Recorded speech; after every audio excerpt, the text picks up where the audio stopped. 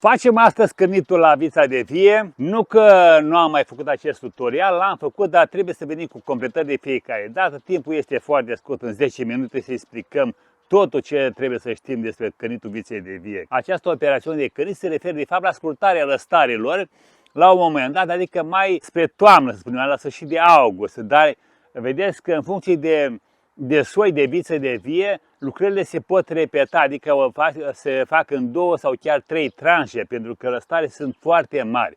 Unde avem un soi de viță de vie, unde creșterile sunt reduse, practic nu-l face decât toamnă târziu un pic, scurtăm 5-6 frunze pentru a ajuta lăstare care rămân în continuare să se lignifice pentru a intra în iarnă consolidați și pentru a da posibilitatea strugurilor să maturizeze ca lumea. Ce se întâmplă? Vedeți, aici avem un interval de viță de vie unde nu am făcut cârnitul și urmează să-l facem acum împreună. Dar vedeți că avem și intervale unde s-a făcut cârnitul. Deci aici, vedeți, este clar cum lăstarii deja au migrat în zona asta și se suprapune cu cultura de țelni. Noi avem intervalele cultivate, o să vorbim despre asta un pic, nu foarte mult. Aici, vedeți, în zona asta, pe acest interval, s-a făcut tăierea, scurtarea lăstarilor. Aici s-a făcut, aici avem țelină de rădăcină. Mai facem și frunză, dar e de rădăcină în principiu, ca să știm despre ce este vorba.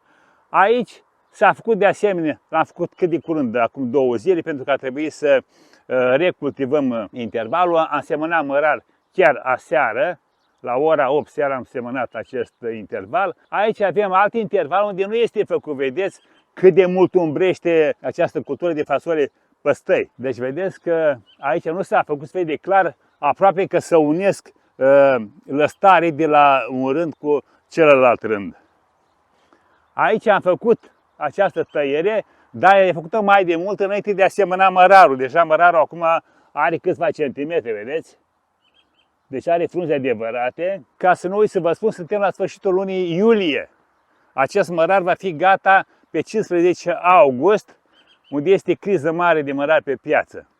Deci aici s-a făcut, mai intervenim încă o dată, vedeți?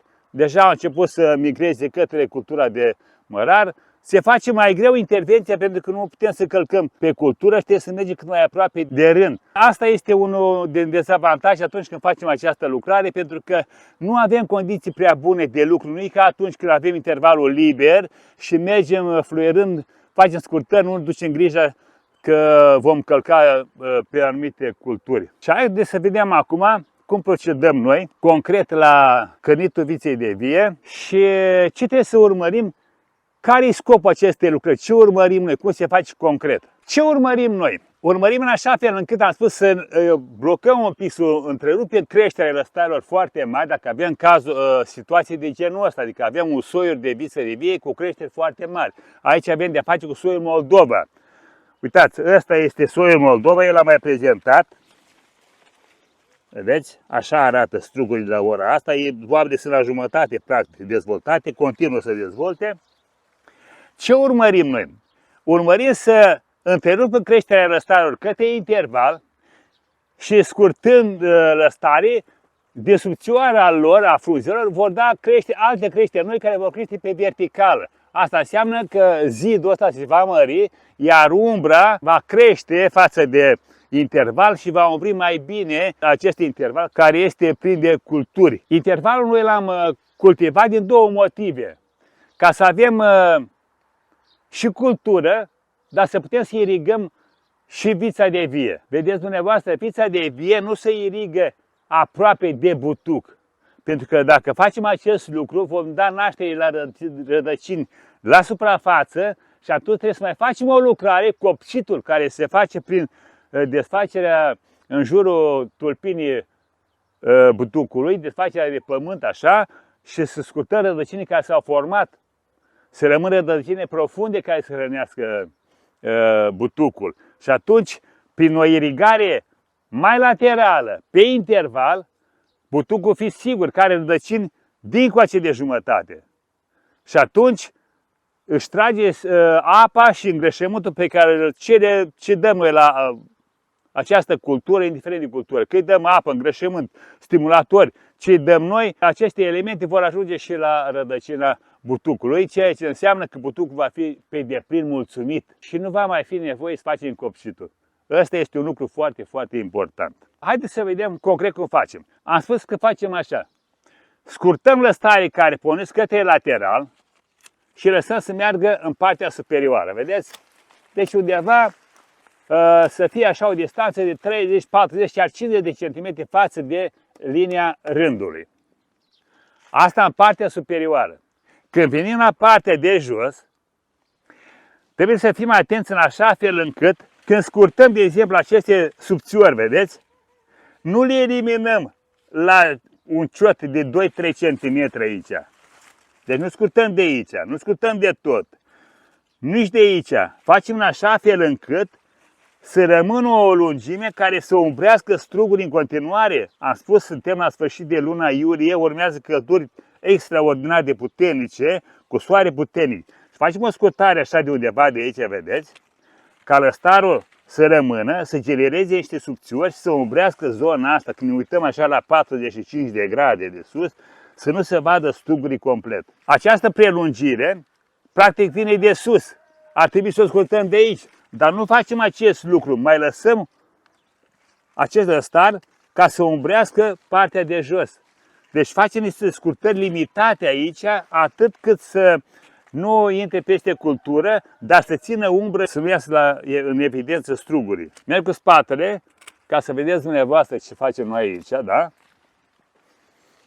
Lăsăm pe jos toți lăstarii, se ofilesc, se usucă și îi strângem foarte ușor după aceea. La fel, vedeți, partea asta nu eliminăm tocmai de la bază. Eliminăm așa la 2, 3, 4, 5 frunze cât e cazul, așa fel încât să umbrească strugurii. Strugurii rămân aici, vedeți, la adăpost. Ia uitați cum stau strugurii.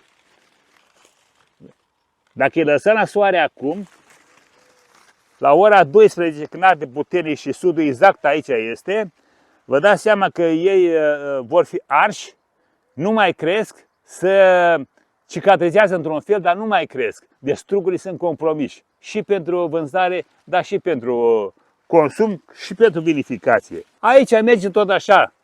Ne uităm să avem, dacă avem aici umbrit e bine, scurtăm fără frică la, cum am spus, 30, 40, 50 de centimetri ca să plecăm în sus. Este umbrit bine aici, uitați aici, vedeți lăstarul ăsta, este bun, umbrește, dar se lasă deja în partea asta, descoperă strugurile. Eu vă dau detalii exacte, așa ca să știți cum vine treaba. El acum se întărește, frunza crește, mai dă și un lăstăreș și umbrește foarte bine. Acum, vedeți, am spus că se face această intervenție 2 sau chiar 3 etape. Eu o fac în 2-3 etape pentru că cu siguranță voi avea creșteri peste 2-3 săptămâni și va invada iar zona asta. Dar partea finală o facem atunci când strugurii intră în pârgă, deja soarele nu mai are putere în septembrie, la început de septembrie așa, soarele nu mai are atâta putere și atunci strugurii trebuie să iasă la vedere, să îi vadă soarele, să-și atragă substanțele necesare care au ei nevoie pentru a deveni struguri buni. Așa facem în continuare. Vedeți? Scurtăm partea asta care vine, ne asigurăm că avem umbră aici, scurtăm ce scurtăm pe aici, lăsăm o lungime oarecare ca să umbrească. Vedeți aici strugurii ăștia sunt la vedere. Suntem nevoiți acum să luăm coarda asta, să o tragem în sus, să o legăm de sârma următoare ca să se ferească de soare. Dacă lăsăm așa, riscul este mare în zona asta aici pentru a arde strugurii. Eu merg cu spatele acum ca să vedeți dumneavoastră, dar normal să merge așa, deci mergem cu fața către vie, să vedem cum arată. Vedeți? Altfel se vede aici când ne dăm seama de nevoile de umbrire care sunt, de unde să scurtăm. Este o lucrare simplă, la început pare mai dificilă dacă nu v-ați acomodat cu lucrarea respectivă sau dacă n-ați făcut-o niciodată. Dar dacă începeți să faceți această lucrare, în câțiva metri vă dați seama, vă acomodați cu lucrarea și este foarte, foarte simplu. Ca și foarfică, o foarfică de mână, indiferent de marcă, numai să taie foarte bine, să nu aveți surpriză că să face așa și stricăm lăstarul și tragem de el și așa mai departe. Deci fie bine ascuțită. Acum, se presupune că am terminat rândul de făcut și intervalul va arăta așa cum arată celelalte intervale. Bun. Ce facem după această intervenție? După această intervenție, fiindcă am făcut aerisirii totodată, am scos la lumină și alte frunze care nu au văzut lumina până acum, e posibil să avem de-a face cu un atac de făinare de mană, pentru că frunzele care nu au văzut lumina până acum deja au o sensibilitate față de aceste boli, pentru că ele neavând lumină suficientă și imunitatea lor este mai scăzută. Acolo se infiltrează prima dată bolile și dăunătorii. Facem un tratament de bază, un tratament general, să spunem așa, care trebuie să cuprindă substanțe pentru mană, făinare, un insecticid și un acaricid. Eu vă recomand acum să facem o dezinfecție cu captan pentru mană, să folosim un tratament pentru făinare, cum este Luna Experience, pentru făinare, și pentru acaricid un Nisorun sau un alt acaricid care găsiți dumneavoastră, iar ca și insecticid, eu v-aș recomanda să folosiți un insecticid care să distrugă și tripsii, pentru că avem în perioada asta, acum este bătaia tripsului, acum atacă cel mai mult, s-a dezvoltat, s-a mulțit în perioada asta, atacă toate culturile. Tripsul este o insectă foarte, foarte periculoasă. Atacă indiferent, și pomii atacă tripsul. Dar de la legume pornește pe viță de vie peste tot. Și atunci folosim produsul laser. Este un produs biologic, se poate folosi mai tot timpul anului, dă rezultate foarte bune, distruge și afidele, acei futurași foarte, foarte mici, subțiri, care sunt prezenți pe țen, până culturile astea mai joase, să spunem așa, la dovlecel, la țelină, la mărar, și mărarul este atacat de trips, la roșii, la castraveți, la toate culturile. Deci un tratament cu captan plus Luna plus un insecticid, m-am spus eu, laser, și un acaricid neapărat. Acum atacă, acarienii sunt prezenți peste tot. O să vedeți frunzele deja puțin albicioase, deja sunt înțepate, sunt la vânătă, atacă foarte mult vânăta, tripsul, atacă acarianul, frunza face culoarea maronie de la bază începând în sus, fructele rămân mici, se coc și așa mai departe. Deci tratamentul care îl face la vița de vie, vedeți dumneavoastră, îl facem și la culturile de pe interval. Ăsta e avantajul, unul din avantaje. Atunci când tratăm vița de vie, tratăm și celelalte culturi, pentru că suferă de aceleași boli. De exemplu, păstăile, fasolea păstăi. Și ea face antragnoză, tot cu captanul îi dăm. Face și ea făinare, tot cu Luna de Experience folosim. Face și acarieni, nu mai vorbesc de acarieni. Face și trips. Deci tratamentele sunt comune. Asta ca să răspund la o întrebare anticipat, pentru că cu siguranță vor veni și întrebări care vor spune că dacă tratăm vița de vie, nu cade substanță și pe cultură?